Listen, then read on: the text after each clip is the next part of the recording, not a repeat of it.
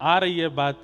एक तो पूरी रज बिछी हुई है यहाँ पे, श्री बिहारी जी, कुंज बिहारी जी विराजमान है, सब व्यवस्था ऐसी है कि मैं कहा बताऊं। तो षड गोस्वामी पाद में से श्री रघुनाथ दास गोस्वामी जी एक बार गिरिराज जी के राधा कुंड में विराजते थे। तो श्री राधा कुंड में रघुनाथ दास जी मानसी कर रहे थे। कल मैंने मानसी को अर्थ बताया, मानसी कायते के नेत्र बंद करके अपने हृदय कुंज में श्री प्रिया प्रियतम के नित्य विलास को अनुभव करनो, वही को मानसी कहें। तो श्री रघुनाथ दास गोस्वामी जी मानसी कर रहे थे, और मानसी में उनका क्या अनुभव हो रहा था कि श्री ठाकुर जी अपने समस्त सखान के संग और श्री प्रिया जी अपनी समस्त सहेली सखीन के संग सूरज कुंड पे आए हैं, और आज दोनों प्रिया प्रियतम को मिलन होएगो, और वह मिलन में कहा चर्चा होएगी, कहा उत्सव होएगो, कैसो रास होएगो, वह को दर्शन को अवसर मुंह को प्राप्त होएगो।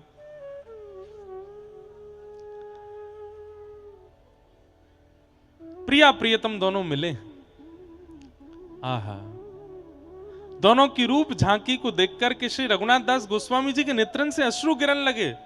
बैठे राधा कुंड पे, पर सूरज कुंड पे जो मिलन है रो, वाको अनुभव कर रहे हैं।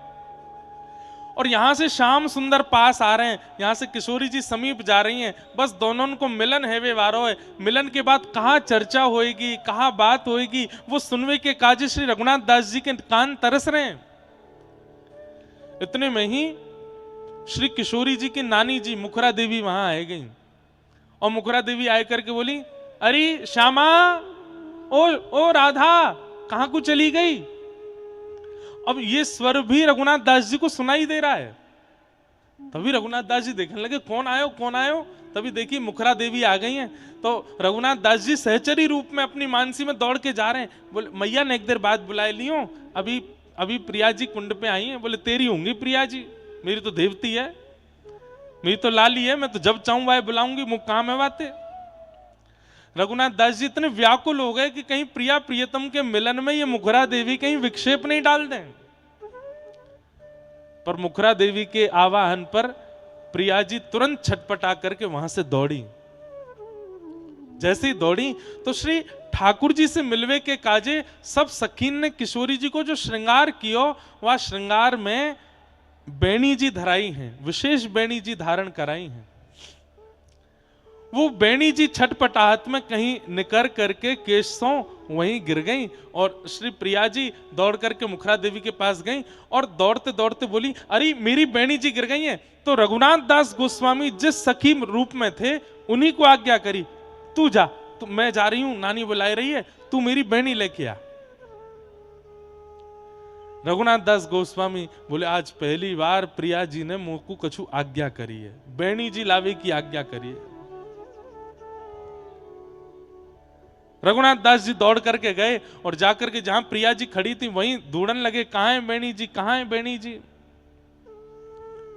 वहां से ठाकुर जी भी चले गए, प्रिया जी भी चली गई, सब सखी सखाऊ चले गए, कोई नहीं है। अब तो पूरे सूरज कुंड पे ढूंढ लियो, लेकिन बेणी जी नहीं मिली। रघुनाथ दास जी मनी मन इतने चिंतित है गए। पहली बार तो प्रिया जी ने कोई आज्ञा करी, सदा आज्ञा विशाखा जी को होवे, सदा आज्ञा ललिता जी को होवे, सदा आज्ञा इंदुलेखा जी को होवे, मुंह को पहली बार कोई आज्ञा करी और मैं बेणी जी ढूंढ नहीं पा रही। ढूंढते ढूंढते आप पूरी गिरिराज जी की परिक्रमा में ढूंढ लिए, तलेटी में ढूंढ लिए, लेकिन किशोरी जी की बेणी जी नहीं मिली। इतने व्याकुल की मैं कहां होते जाऊंगा किशोरी जी के पास। मानसी चल रही है, ये मत भूलियो। ये रघुनाथ दास जी अपने चिंतन में अनुभव कर रहे हैं इस लीला का। रोने लगे, बिलखने लगे, ढूंढते ढूंढते सब जगह, और आप गिरिराज जी की परिक्रमा करके वृंदावन की ओर निकल पड़े।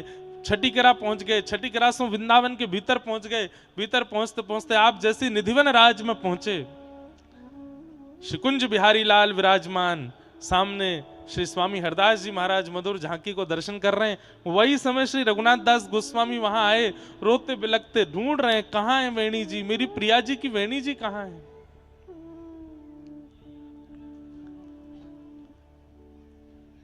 इतने में ही स्वामी जी की दृष्टि पड़ी और कोई बात नहीं हुई, केवल रोते हुए रघुनाथ दास जी को देख करके स्वामी जी ने तुरंत विठल विपुल देव जी को बुलाया, बोले इधर आओ, बोले इनको बुला के लाओ, ये बहुत रो रहे हैं। आपने जाकर के गई, बोले स्वामी जी बुला रहे हैं, चलो। स्वामी जी के पास आप गए, बोले काई को रो रहे हो, बोले मैं कहा बताऊं, आज बड़ी अद्भुत लीला भई, और ऐसी लीला में श्री प्रिया जी ने मुझको पहली बार आज्ञा करी वेणी जी लावे की, और मैं ढूंढ ही नहीं पायो। सोई स्वामी जी बोले आपकी मानसी लीला में प्रिया जी आई, सब सखी आई, पर यूं क्यों भूल गए, ठाकुर जी भी तो आए। और अगर प्रिया जी की कोई सामग्री कहीं छूट जाएगी तो निश्चित है कि ठाकुर जी को छोड़ेंगे नहीं, ठाकुर जी लेके गए। रघुनाथ दास गोस्वामी जी तुरंत बिहारी जी के पास जा गए, मेरी प्रिया जी की वेणी दो, आप आए थे मानसी में, आप ही लेके आए गए। बोले इनते मत मांगो, मैं बता रहा हूं कहां है। बोले कहां है, बोले सूर्य कुंड पे एक बट को वृक्ष है। बोले हाँ, वह बट के वृक्ष के एक क्षेत्र में आपको दिखेगा 2-4 भौरे मंडरा रहे हैं। बोले हाँ। बोले उन भौरे जहां मंडरा रहे हो वहीं नीचे मट्टी हटाई के देखियो, वहां वेणी जी मिल जाएंगी आपको। रघुनाथ दास गोस्वामी जी बोले मेरे मानसी में दिखवे वाली लीला आपको कैसे पता, मैंने मानसी में कहा अनुभव किया, वह मानसी में प्रिया जी की वेणी जी छूट गई, गिर गई, मैं ढूंढ रहा हूं, ये आपको कैसे पता। बोले वो बात बाद में बताऊंगा, पहले जाके वेणी जी ढूंढो। और श्री रघुनाथ दास गोस्वामी दौड़ करके वापस गिरिराज जी गए, और जैसे ही जाए करके वह वटके वृक्ष के एक पास देखो तो 2-4 भौरे वहां मंडरा रहे। भौरे इनको दूर करके जैसे ही वहां तेने रज हटाई करके देखी तो श्री प्रिया जी की वेणी जी मिल गई, और आप हृदय से लगा कर नृत्य करने लगे, आनंद करने लगे। तब श्री रघुनाथ दास गोस्वामी जी बोले आज पता चली कि स्वामी श्री हरदास जी रसिक शिरोमणि क्यों हैं, क्योंकि मैंने मानसी में क्या दर्शन किया, 21 किलोमीटर दूर वृंदावन में बैठे निधिवन में उनको पता है कि मैं अपनी मानसी में क्या अनुभव कर रहा हूं, इसलिए वो रसिक हैं। हमें अपने मन की तो पता ना चले, हम दूसरे के चित्त की मानसी को अनुभव कर लेंगे और अपने आप को रसिक कह रहे हैं। हम रसिक नहीं हैं, रसिक तो केवल स्वामी श्री हरदास जी महाराज हैं। क्यों? वे सबके चित्त में मानसी का प्रादुर्भाव कराने वाले ही वही हैं। उनकी कृपा के बिना मानसी प्रकट ना हो सके, उनकी कृपा के बिना चित्त में प्रिया प्रियतम के नित्य विलास नित्य भाव प्रकट ना हो सके। ऐसे स्वामी श्री हरदास जी जिनकी कृपा प्रसादी आज हम आप सब लोग ग्रहण कर रहे हैं, उनको बारंबार प्रणाम, बारंबार वंदन। आज ठाकुर जी को जन्मोत्सव करना है तो मैं जल्दी जल्दी ने एक सूची आपको बता दूं, प्रथम से दसम स्कंद तक, और फिर हम लाल जी को उत्सव करेंगे। आज वैसे श्री बिहारिन दास जी को, बिहारिन देव जी को आज चरित्र कहनो, समय मिलेगा तो बीच में मैं सुनाऊंगा। तो बंधुओं, महाभारत में अर्जुन के पुत्र हैं अभिमन्यु। बहुत ध्यान से सुनिए सब लोग। अर्जुन के पुत्र अभिमन्यु और अभिमन्यु के पुत्र हुए परीक्षित। जब पांडवों को पता चला कि भगवान श्री कृष्ण अपनी लीला पूरी करके चले गए हैं तो परीक्षित को राज्य गद्दी पर बिठाया। धीरे धीरे परीक्षित बड़े हुए, तब एक दिन उन्होंने क्या अनुभव किया, मेरे राज्य में कोई दुखी तो नहीं। ये देखने के लिए आप जैसे निकले तभी आपने पाया कि एक काला काला व्यक्ति वो वृषभ के 3 पैर काट चुका है और एक पैर बचा है, उसको काट रहा है।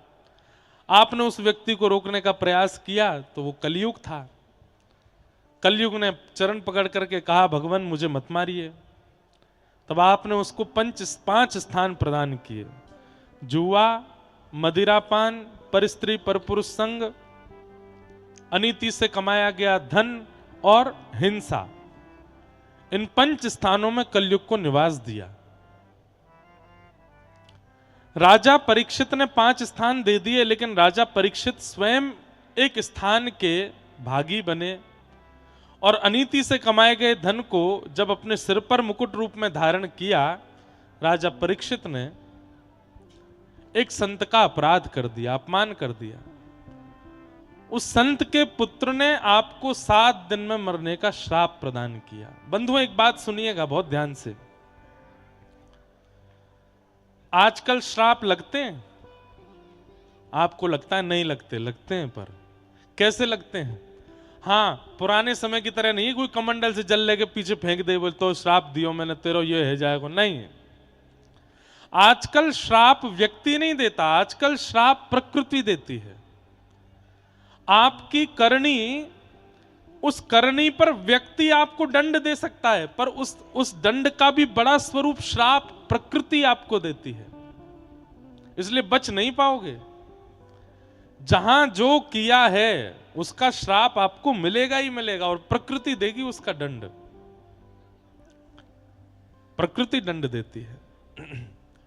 आज किसी के साथ छल किया, कपट किया, किसी के साथ किसी के मान का हनन किया, किसी की बदनामी करी, किसी का अपमान किया, सामने वाला व्यक्ति भले ही कुछ ना कहे, लेकिन प्रकृति नहीं छोड़ेगी। प्रकृति घूम करके आएगी और आपको वह दंड देगी। ये योजना कलयुग में है। बाकी के 3 युगों में जिस व्यक्ति के साथ आपने अपराध किया वही श्राप दे देता है, पर कलयुग में भगवान बोले अगर यहां श्राप का अधिकार दे दिया तो सबरे कमंडल लिए ही डोलेंगे हाथ में।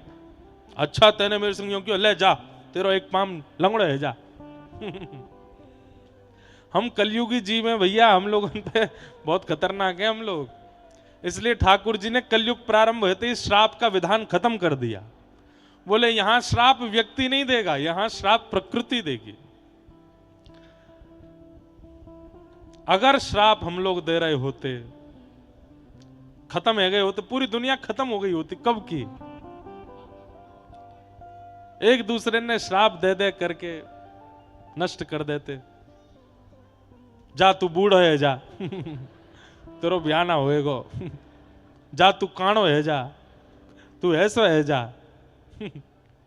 श्राप लिए डोलते सबरे। इसलिए कलिकाल में श्राप का अधिकार नहीं है। लेकिन एक बात याद रखना, जो व्यक्ति भजनानंदी है, जो व्यक्ति नित्य ठाकुर जी का स्मरण करता है, जो व्यक्ति नित्य ठाकुर जी की लीला में रहता है, नित्य ठाकुर जी के चिंतन में रहता है, उसके साथ अपराध करने से पहले सोच लीजिएगा। क्यों? श्राप वो नहीं देगा, वो तो ठाकुर जी में व्यस्त है, पर उसके बदले का श्राप फिर ठाकुर जी देते हैं। इसलिए कम से कम छल बल कपट करने की अगर आपकी इच्छा ज्यादा ही है तो संसारियों के संग ही करना, किसी भजनानंदी के संग मत करना, नहीं तो उसके भजन का श्राप तो लग जाएगा। थोड़ी सावधानी रखो, क्योंकि ये संसार है और संसार में भी कलयुग का संसार है। कलयुग के संसार में नरक और स्वर्ग तक की स्थिति पहुंचाने में ठाकुर जी इतना ज्यादा विश्वास नहीं रखते। ठाकुर जी कहते हैं या यहीं भुगवाओ जो भगवानो है। हाँ ठीक है, स्वर्ग नरक की व्यवस्था तो है, बहुत बड़े उच्च कोटि के पापियों के लिए है, पर सामान्य पापी जो होते हैं, जिस कैटेगरी में कभी कभी हम आप भी आ जाते हैं, हम सामान्य पापियों में आ जाते हैं, हमारे लिए ठाकुर जी नरक स्वर्ग तक की व्यवस्था नहीं रखते। ठाकुर जी कहें न दारी के न यहीं भोगवाओ, ये अपने 100 वर्ष के जीवन काल में यहीं भोगेंगे जो इन्हें भोगना, और अगर या जन्म में बच के निकल गए तो अगले जन्म में भोगेंगे। भैया या जन्म में भोग लें तो ठीक है, हमें पता तो रहेगी कि हमने कियो कछु ऐसा या हमारे भोग रहे हैं। अगले जन्म में कहीं आए हो तो यूं ही सोचते रह जाएंगे कियो कहा मैंने जो मेरे संग ऐसा हैरो है। तो यही जन्म में ठाकुर जी दे दें, बहुत बड़ी कृपा है।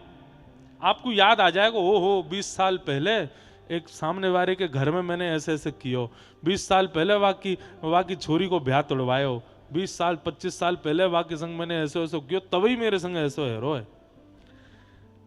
या जन्म में भोग जाए तो बहुत अच्छा, कृपा है ठाकुर जी की। आप अनुमान तो लगा सकते हो कि कौन सी करनी का फल है, लेकिन कहीं आ जन्म से निपट के निकल गए तो अगले जन्म में भोगना पड़ेगा, तब तो विचार ही नहीं कर पाओगे किया क्या था मैंने ऐसा। कई बार, बुरा नहीं मानिएगा, जन्म लेते ही उस जन्मजात बालक के साथ भी बड़ी दिक्कत कष्ट आदि आने लगते हैं। ये कर्म चक्र है, ना उसके माता पिता को पता होता है, ना उसको पता होता, ना परिवार को पता होता है ये हो क्यों रहा है ऐसा। ये कर्म चक्र है। तो श्राप आज भी लगता है, बल्कि मैं ऐसा कह दूं सतयुग त्रेता द्वापर से ज्यादा खतरनाक श्राप कलयुग में लगते हैं, क्योंकि वहां श्राप देने वाले का पता है, अपराध पता है, यहां तो कुछ भी नहीं पता, फिर भी हम भोग रहे हैं। राजा परीक्षित को श्राप लगा, 7 दिन में मरने का श्राप लगा। अच्छा एक बात और कह दूं, मान लो कि हमारे किसी पूर्व जन्म के कर्म का फल हमको इस जन्म में कुछ कष्ट मिल रहा है। वो कष्ट कब तक है? जब तक आप उसको कर्म फल मान रहे हो कि ये कोई मेरी करनी का फल मुझे मिल रहा है। लेकिन जो व्यक्ति अपने जीवन की हर परिस्थिति को भगवत कृपा प्रसाद मान लेता है, उसको कष्ट नहीं लगता, उसको प्रसाद ही लगता है। अपने जीवन के हर क्षण को प्रसाद मानिए। ये मैं श्वास भी भगवत कृपा से ले रहा हूं, ये मैं देख भी भगवत कृपा से रहा हूं, खा भी भगवत कृपा से रहा हूं, सो भी भगवत कृपा से रहा हूं, पी भी भगवत कृपा से रहा हूं। अपने हर क्षण को भगवत कृपा यदि व्यक्ति मानने लग जाए तो फिर उसके लिए श्राप नहीं है, उसके लिए कष्ट नहीं है, प्रसाद है। और प्रसाद मट्टी में भी गिर जाए ना तो झाड़ के पाली हो जाए, प्रसाद को छोड़ा नहीं जाता। सामान्य केला अगर गिर जाए तो छोड़ दिया जाता है, लेकिन मंदिर से मिला हुआ प्रसाद यदि नीचे गिर गया तो उसको उठा के झाड़ करके पा लिया जाता है, क्योंकि प्रसाद कभी अपवित्र नहीं होता। ऐसी जीवन की हर परिस्थिति को प्रसाद यदि मान लिया जाए तो सब स्वीकार करने लगोगे आप उससे चिंतित, व्यथित या विचलित नहीं होगे। प्रसाद मानिए। और यही एक अनुरागी व्यक्ति, भक्त व्यक्ति का लक्षण है कि वो अपने जीवन की हर परिस्थिति को प्रसाद मानता है। हो मारा गिरधर लाल थारो नचायो नाचू रे, मारा गिरधर लाल थारो नचायो नाचू रे। जो तू तन को रोग लगावे, जो तू तन को रोग लगावे, ओढ़ चादर सो जाऊं मैं, ओढ़ चादर सो जाऊं। जो तू काल रूप बन आवे, जो तू काल मैं लपक गोद में आऊं, हाँ मारा गिरधर लाल थारो नचायो नाचू रे, मारा गिरधर लाल। और भैया मैं अभिमान में नहीं कह रहा हूं, पर मैं इस पद में जो जो बात है उन पर अमल करता हूं कि मेरे संग जो हो, मेरे जीवन में जो हो, सब लाल जी की कृपा है। आप भी गाइए मत, मानिए इस बात को। अगर यहां से निकलते निकलते गिर जाओ कहीं गड्ढा में, वाह रे लाला बड़ी कृपा तेने गड्ढा में गिर दियो, ये तो बढ़िया रहे हो कि कहीं खाई में नहीं गिरो, गड्ढा में ही गिरो लाला। जितना बुरा हो उससे और बुरा सोच करके धन्यवाद कहो, चलो वो तो नहीं हुआ, यही हुआ ना, ठीक है। अपने जीवन को फिर आप कभी कोसोगे नहीं, अपने जीवन पर आने वाली परिस्थितियों पर कभी चिंतित नहीं होगे। तो वैसे ही राजा परीक्षित चिंतित नहीं हुए। जैसे ही लगा 7 दिन में मरने का श्राप है, अपने पुत्र जन्मेजय को राज्य गद्दी पर बिठाया। पत्नी से बोले अब तुम घर बार संभालो, मैं जाता हूं। पत्नी बोली आपको मरने का श्राप लगा है और आप बिल्कुल चिंतित नहीं है। राजा परीक्षित क्या बोलते हैं, इस संसार में किस व्यक्ति की कब मृत्यु हो जाए ये किसी को नहीं पता। जटेरी वारी ने पता है कि कल की कथा सुन पाएंगे, पता है नहीं पता। कल की कथा में आ रहे हैं, आ भी पाएंगे कि नहीं कछु पता है? अरे महाराज, प्राण निकलवे के लिए एक छींक ही काफी है, और आजकल तो छींक भी ना आवे, सोए उठे ही नहीं, सोवे गए उठे ही नहीं। अच्छा, जब किसी की मृत्यु हो जाती है तो फिर घर के लोग और परिवार के लोग जो बात करते हैं वो बातें कभी सुनो, मतलब सुनवे के काजे जरूरी मत जाइयो, सबके घर में कुछ ना कुछ घटना हो ही जाती हैं कभी, तो वहां लोगों की वार्ताएं क्या होती हैं? अरे अच्छे भले कल बैठे मेरे संग, रात में बोले कढ़ी खानी है मुझे, तो सवेरे मेरे संग डोलवे गए हैं, मेरे संग चाय पी है, मेरे मुंह तो बिस्कुट मांग के खाए हो, और बोले मैं नहावे जा रहा हूं, और नहावे गए भैया, बाथरूम दोबारा ही नहीं आए। इस बात का मतलब क्या है कि हमें नहीं पता था कि वो जब कढ़ी खा रहा है वो कल सुबह चला जाएगा, वो जब बिस्कुट मांग रहा है अगले क्षण जा सकता है। इसका मतलब क्या? मृत्यु कभी भी आ सकती है किसी की भी। लेकिन राजा परीक्षित अपनी पत्नी से कहते हैं, यहां संसार में किसी की भी मृत्यु का पता नहीं कब आ जाए, पर मैं दावे से कह सकता हूं अगले 7 दिन से पहले मैं नहीं मरूंगा, 7 दिन से पहले मेरी मृत्यु नहीं आवेगी। अगर सामने विधाता भी आ जाए कि चल तीसरा दिन है तुझे जाना पड़ेगा, तो मैं विधाता से कह सकता हूं, ब्रह्म वाक्यम जनार्दनम, एक ब्राह्मण ने कहा है कि 7 दिन बाद तक्षक सर्प डसेगा, तो आप तीसरे चौथे छठवें दिन मुझे मारने नहीं आ सकते। कहने का अभिप्राय क्या है? भक्त का स्वभाव स्वरूप कैसा होता है?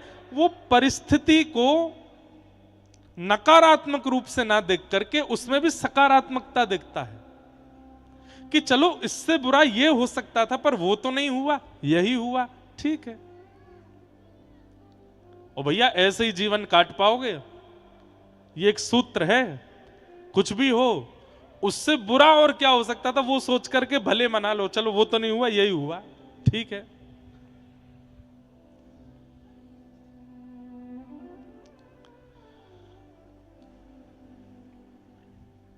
तो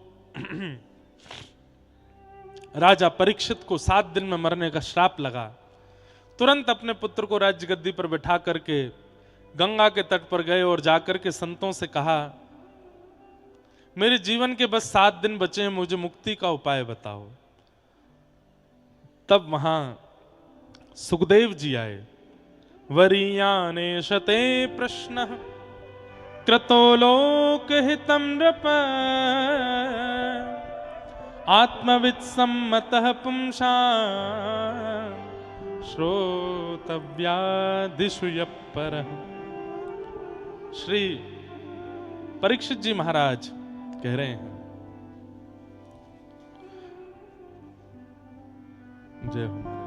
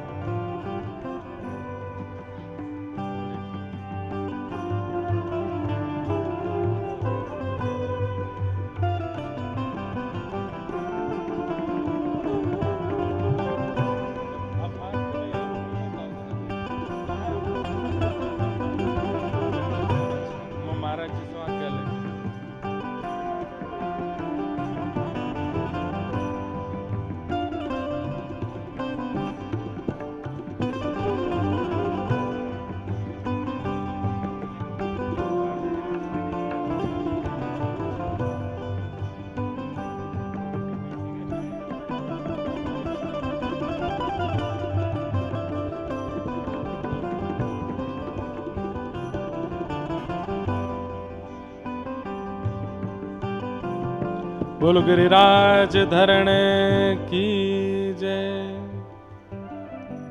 जय। बस भारी माला कहीं पल्लंग को लुढ़क नहीं जाए, मोये पहना दो।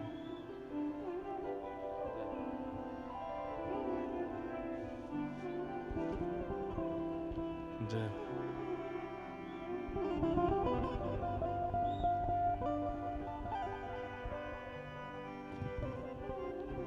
जय श्री कृष्ण।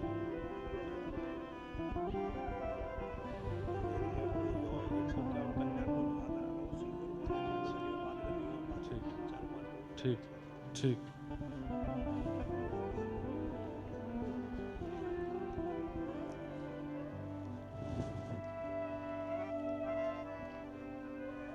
श्री गिरिराज बाबा को प्रसाद पधारो है और सब ब्रजवासी जन पधारे, सबको बारंबार प्रणाम। जय श्री कृष्ण।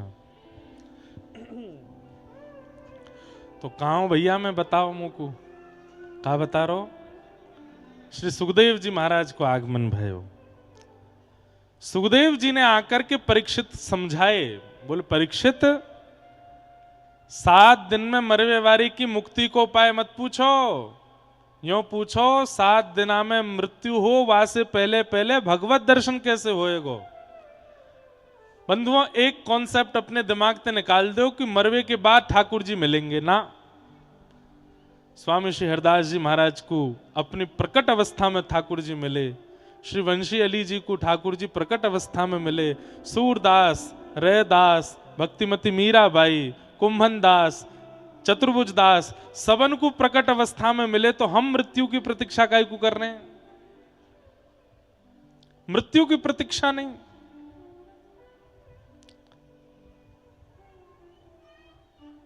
हमारे श्री बिहारिन दास जी